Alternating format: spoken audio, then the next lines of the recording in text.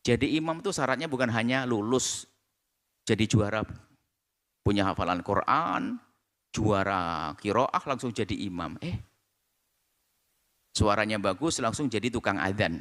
Ada ilmu fikih adzan.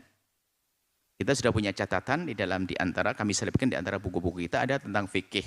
Bagaimana menjadi imam yang benar, tukang adzan yang benar.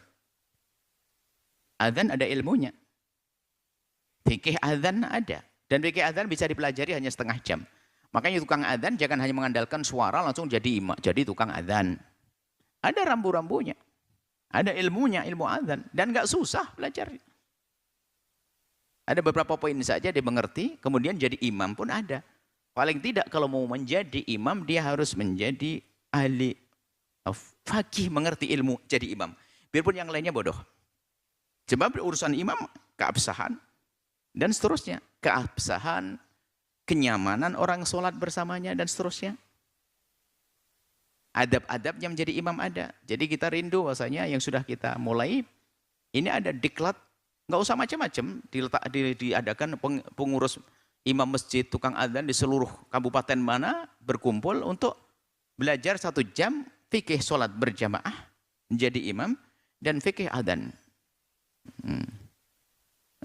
Salah satu di antaranya ini mungkin yang tukang adzan itu, kalau Anda adzannya digaji, mendapatkan uang dari masjid, maka Anda wajib melakukan adzan di awal waktu.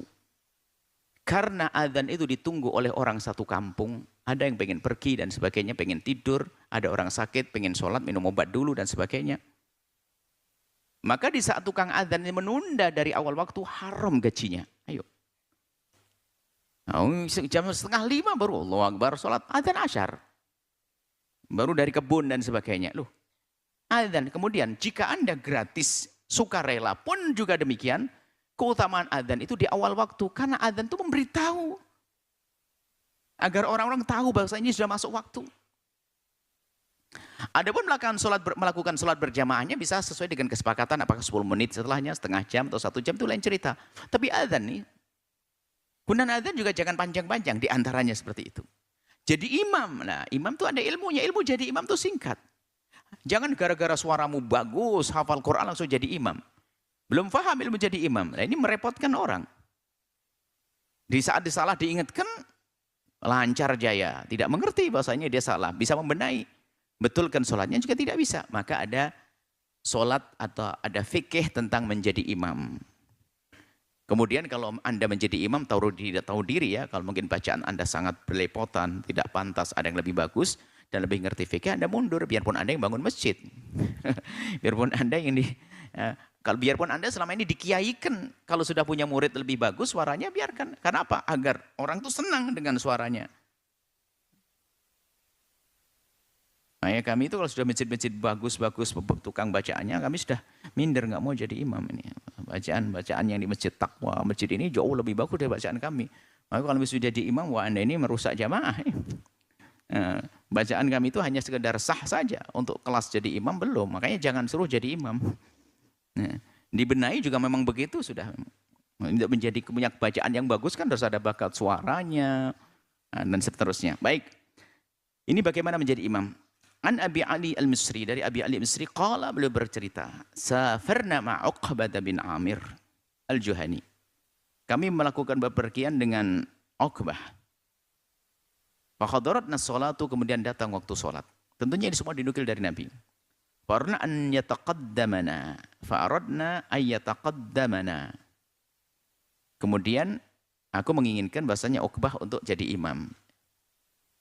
Cuman dia tahu diri. Faqala inni sami'tu, tak tanya, inni sami'tu Rasulullah yaqul, aku mendengar Rasulullah berkata, bersabda. Maksudnya dia menyadari, ente yang lebih pintar jadi imam, jangan nyuruh saya dong. Sebab Nabi bersabda begini. Makanya kalau Anda disodorkan jadi imam, ya sedikit tahu diri dong. Kalau memang ada yang lebih alim, lebih ngerti tentang ilmu, biar dia yang maju.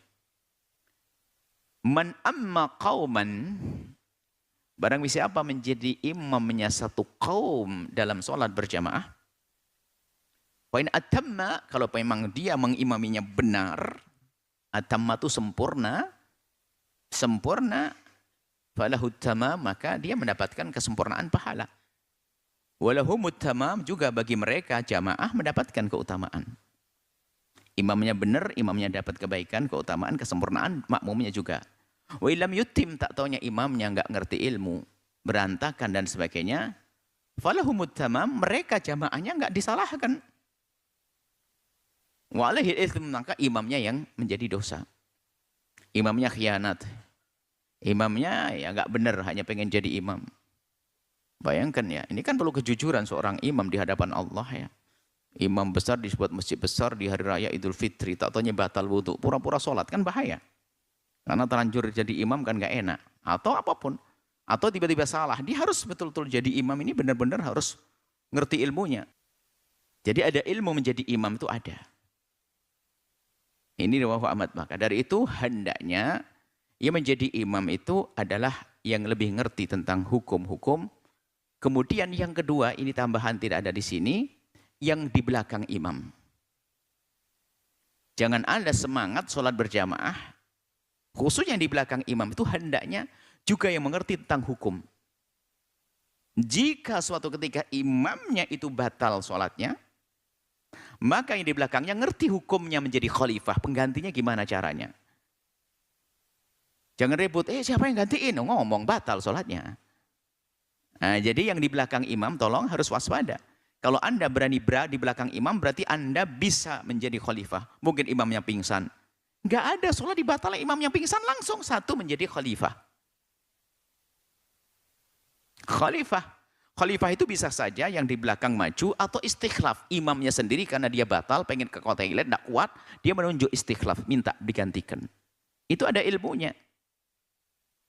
Jangan imamnya bubar langsung ikut bubar. Nah ini. Jadi ada sederhana sebetulnya. Ada ilmunya fikih berjamaah, fikih menjadi imam. Baik, kemudian. At-targhibu min imamatin minal qawmi lahu karihun. Nah ini termasuk imam harus tahu diri. Ancaman bagi orang yang menjadi imam, ternyata orang di belakangnya tidak menyukainya karena dia, bukan karena mereka. Dia punya sesuatu hal yang menjadikan orang tidak senang. Harus tahu diri. Kalau ada orang tidak senang kan bermacam-macam. Karena dengki, karena benci kan bisa saja. Bukan urusan mereka. Maksudnya, jika Anda punya sesuatu yang menjadikan orang tidak senang, jangan sok pengen jadi imam. Punya masa lalu yang kelam. Memang orang Allah Maha Pengampun. Tapi kan tidak semua orang tahu tobatnya. Jangan sampai sholat di belakangnya. Oh ini pemabuk. Nah pemabuk bisa ahli surga. Semakin mengatakan hadis mursal ini adalah musnad. Baik, kita terlepas dari itu. Kita baca dulu. Thalathatun. 3 orang la yakbalullahu minhum, Allah tidak menerima dari mereka solatnya. La yakbalullahu minhum solatan. Allah tidak menerima solatnya 3 orang. Wala tas'adu ila samai, tidak akan melambung, tidak akan diterima. Naik ke langit maksudnya ke tempat mulia, maksudnya tidak diterima. Wala tujawizu ru'usahum, dan tidak melewati kepalanya. Maksudnya tujawizu ru'usahum, sebagian riwayat, bukan riwayat, takbir nabawi tentang amal, ya ini amal hanya sekedar di lesannya. Kalau pemahaman hanajir tenggorokan. Ada orang ngomong banyak tapi nggak masuk ke hati. Omongannya hanya omongan diputar di otaknya, la yatajawazan hanajiri, tidak dirasakan oleh hatinya. Ilmu yang tidak manfaat. Ada amal tidak melampaui kepalanya, hanya berputar-putar pada dirinya. Jadi nggak diterima. Maksudnya adalah tidak diterima oleh Allah. Solat yang tidak diterima oleh Allah, pertama adalah rajulun amma qauman, satu orang menjadi imam bagi satu kaum, wahum lahu karihun, tapi kaum itu tidak senang dengan orang ini karena perbuatan dia. Karena memang orangnya adalah orang yang tidak layak menjadi imam, bikin orang kesel. Wa rajulun shalla ala janazatin wa lam yu'mar. Ada orang solat jenazah tidak diperintahkan. Ini ada penjelasannya. Jadi begini, sholat jenazah itu yang paling berhak pertama dan utama adalah ahli warisnya. Jadi orang lain tidak boleh langsung, aku jadi imam biarpun kiai gede. Harus diizinkan atau diminta oleh ahli warisnya. Sebab dia yang lebih berhak untuk menyolatinya. Nah ini, tiba-tiba ada orang langsung jadi imam. Kecuali diizinkan, silahkan jadi imam. Ini babnya beda. Yu'mar berarti diperintahkan.